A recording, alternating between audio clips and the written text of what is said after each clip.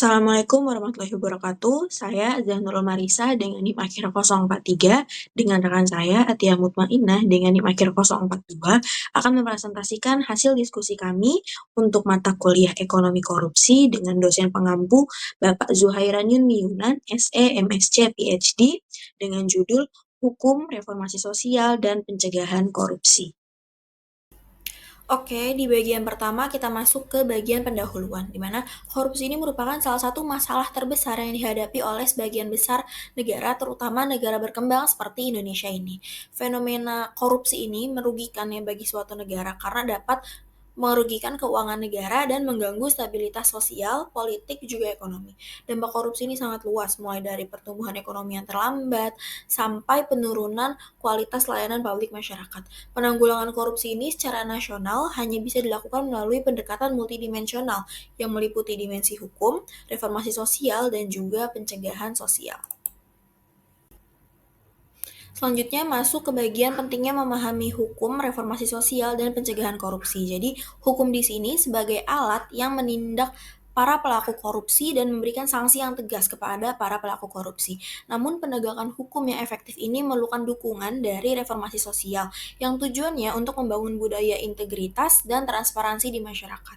Reformasi sosial ini juga dilakukan tidak hanya berfokus pada aspek hukum, tapi juga pada perubahan pola pikir dan perilaku masyarakat.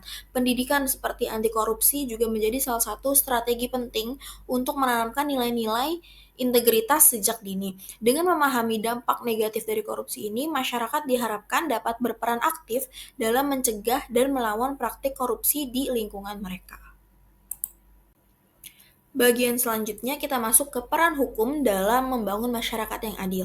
Definisi dan fungsi hukum dalam menjaga ketertiban sosial. Jadi, hukum ini merupakan keseluruhan kaidah serta asas yang mengatur pergaulan hidup dalam masyarakat yang tujuannya untuk memelihara ketertiban juga menciptakan keadilan. Dengan kata lain, hukum di sini itu diartikan sebagai sekumpulan norma yang diatur oleh negara untuk mengawasi perilaku penduduk dan kelompok penduduk masyarakat. Fungsi hukum di sini pertama ada fungsi regulatif. Fungsinya ini hukum sebagai yang mengatur kehidupan masyarakat agar berlangsung secara tertib, adil, dan harmonis. Selanjutnya ada fungsi preventif, di mana ini melalui peraturan pidana. Hukum bertindak sebagai pencegah terhadap perilaku yang menyimpang. Yang ketiga ada fungsi represif, ini ketika ada terjadi tindakan korupsi, maka hukum ini memberikan mekanisme penyelesaian berupa penyidikan, penuntutan, dan pemindanaan. Selanjutnya yang terakhir ini ada fungsi edukatif, di mana hukum juga mendidik masyarakat tentang nilai-nilai integritas, kejujuran, dan juga tanggung jawab melalui norma-norma hukum yang berlaku. Selanjutnya ada prinsip supremasi hukum dan penegakan hukum yang adil. Jadi, supremasi hukum ini merupakan prinsip yang meletakkan hukum pada posisi tertinggi, di mana hukum ini menjadi pengendali dan penggerak utama atas jalannya kehidupan dalam berbangsa dan bernegara. Supremasi hukum ini menekankan pada di mana semua individu termasuk pejabat dan masyarakat ini tunduk pada satu hukum yang sama. Prinsip supremasi hukum ini diterapkan melalui penegakan hukum yang adil. Penting untuk memastikan bahwa keadilan ini dapat dinikmati oleh semua anggota masyarakat tanpa adanya diskriminasi.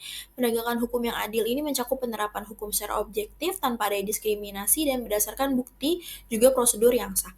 Penegak hukum seperti polisi, hakim, advokat, jaksa ini juga harus bekerja secara profesional, jujur, dan tidak mudah terpengaruh oleh orang lain. Dalam konteks korupsi sendiri, penegakan hukum yang tegas ini terhadap pelanggaran menjadi sangat penting untuk menciptakan efek jera bagi para pelaku korupsi dan menjaga integritas sistem hukum. Bagian selanjutnya ada perbandingan sistem hukum, civil law, common law, dan hukum Islam. Jadi, civil law ini merupakan salah satu ciri utamanya yaitu penggunaan kode hukum sebagai sumber hukum utamanya yang berisi terkait prinsip-prinsip hukum secara garis besar dan menghindari spesifikasi atas kasus tertentu. Ini tuh banyak digunakan oleh negara Eropa kontinental. Selanjutnya ada common law, ini bergantung pada catatan terperinci tentang situasi juga undang-undang serupa karena tidak adanya kode hukum resmi yang dapat diterapkan pada kasus yang ada. Ini berkembang di Inggris dan negara persemakmurannya. Yang ketiga ini ada hukum Islam, di mana bersumber dari Al-Quran, hadis, sunnah-sunnah yang dilakukan oleh Nabi Muhammad SAW. Hukum Islam ini bersifat normatif dan mengatur seluruh aspek kehidupan umat manusia, termasuk hukum keluarga, hukum pidana, dan hukum ekonomi. Selanjutnya ada peran lembaga peradilan dalam menjamin keadilan. Jadi, lembaga peradilan ini menjadi bagian utama dalam sistem hukum yang memiliki tugas untuk menegakkan hukum, menyelesaikan sengketa, dan menjamin keadilan bagi seluruh warga negara. Lembaga peradilan dibedakan menjadi peradilan umum dan peradilan khusus. Masing-masing dari peradilan ini memiliki kewenangan untuk menangani jenis perkara tertentu, seperti perkara pidana, perdata, dan sengketa tata usaha negara. Lembaga peradilan ini dapat memastikan bahwa undang-undang dan kebijakan pemerintah ini tidak bertentangan dengan konstitusi dan tidak sewenang-wenang dapat merugikan rakyat. Lembaga peradilan juga bertugas untuk mengkontrol masyarakat, memastikan bahwa masyarakat dan pemerintah ini tidak menyalahgunakan kekuasaan dan melanggar hukum. Di bagian selanjutnya ini ada reformasi sosial sebagai katalis perubahan. Konsep dan urgensi dari reformasi sosial. Reformasi sosial ini kan merupakan suatu proses perubahan secara sistematis dalam struktur sosial, nilai, dan juga norma dalam masyarakat. Yang tujuannya itu untuk memperbaiki segala ketimpangan dan meningkatkan kualitas hidup dalam masyarakat. Urgensi dari reformasi sosial ini menjadi semakin nyata ketika struktur sosial yang lama ini tidak lagi bisa mengakomodasi aspirasi dan kebutuhan masyarakat. Di negara berkembang sendiri seperti Indonesia, reformasi sosial ini sering dikaitkan dengan upaya penanggulangan kemiskinan, penguatan demokrasi, dan juga pemberdayaan rakyat. Oleh karena itu, urgensi reformasi sosial ini tidak bisa ditunda lagi karena sudah menyangkut masa depan kesejahteraan dan juga keadilan sosial bagi masyarakat. Nah, pada bagian ini kita melihat bagaimana reformasi sosial dan modernisasi hukum saling mempengaruhi satu sama lain. Reformasi sosial ini tuh muncul dari kebutuhan masyarakat akan perubahan dalam struktur sosial agar menjadi lebih adil dan lebih inklusif. Namun, agar perubahan ini menjadi lebih efektif, dibutuhkan sistem hukum yang memang mampu merespon dinamika seperti ini. Hukum yang modern, yang relevan, yang adaptif dan fleksibel lah yang dapat mendorong reformasi sosial agar menjadi lebih terarah serta progresif. Maka penguatan lembaga hukum menjadi kunci agar regulasi ke depannya benar-benar kontekstual dan sesuai dengan kebutuhan masyarakat. Dilanjut, nah, di sini masyarakat sipil dan media itu menjadi aktor penting dalam proses perubahan. Organisasi masyarakat sipil itu berfungsi sebagai agen pengawas dan penggerak aspirasi publik. Mereka inilah yang mendorong akuntabilitas dan juga memperjuangkan nilai-nilai demokrasi. Media bertugas sebagai pengungkap kasus dan juga penyampai informasi kepada publik. Sinergi antara masyarakat sipil dan media inilah yang memperkuat tekanan publik kepada pemerintah dan mendorong perubahan.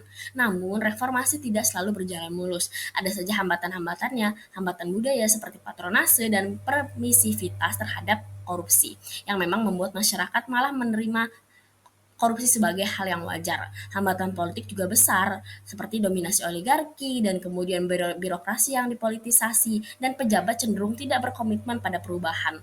Oleh karena itu, perubahan budaya politik melalui pendidikan dan keteladanan kepemimpinan sangatlah penting. Maka dari itu, kita juga memerlukan strategi dan kebijakan pencegahan korupsi. Pencegahan korupsi memerlukan strategi yang menyeluruh, mulai dari transparansi melalui e-budgeting, pelaporan kekayaan, hingga keterbukaan APBN dan APBD. Akuntabilitas pun dibangun lewat pengawasan eksternal, internal, dan juga partisipasi masyarakat. Ini menciptakan kontrol berlapis atas kebijakan publik yang ada. Peran teknologi juga penting, di mana teknologi menjadi alat penting dalam mencegah dan mendeteksi korupsi. Digitalisasi sistem pemerintahan seperti e-procurement dan juga e-audit mengurangi interaksi langsung yang memang rawan suap. Teknologi juga mendukung sistem list whistleblower dan pemantauan pola keuangan melalui AI. Namun, teknologi ini hanya efektif jika didukung oleh infrastruktur yang kuat dan komitmen politik. Ada juga nih regulasi dan kebijakan anti korupsi.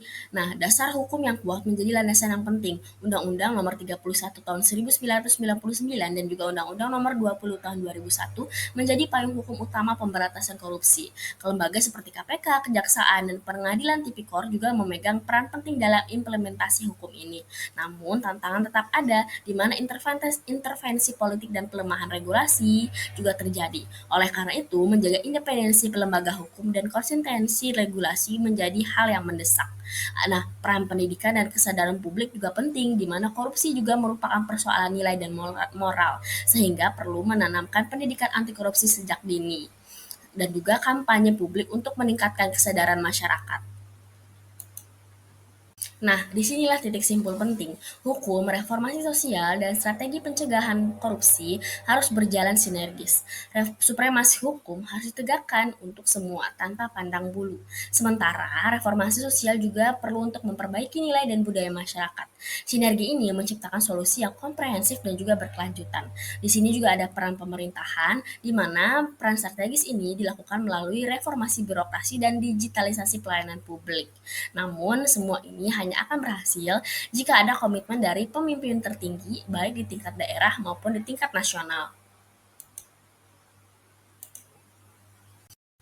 Nah, akhirnya keterlibatan masyarakat dalam pengawasan menjadi elemen kunci, di mana partisipasi warga dalam pengawasan hukum dan sosial melalui berbagai saluran demokrasi seperti forum publik dan media sosial akan menciptakan akuntabilitas. Namun tentunya ini membutuhkan literasi hukum dan politik agar masyarakat juga memiliki kesadaran dan dapat berperan secara efektif dan juga bermakna.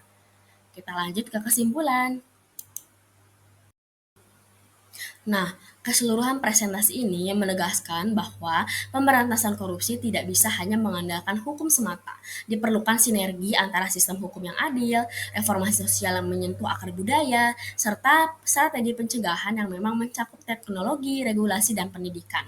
Di atas semua itu, partisipasi aktif masyarakat dan keberanian pemimpin menjadi kunci utama untuk menuju pemerintah yang memang bersih dan juga transparan. Sekian, terima kasih.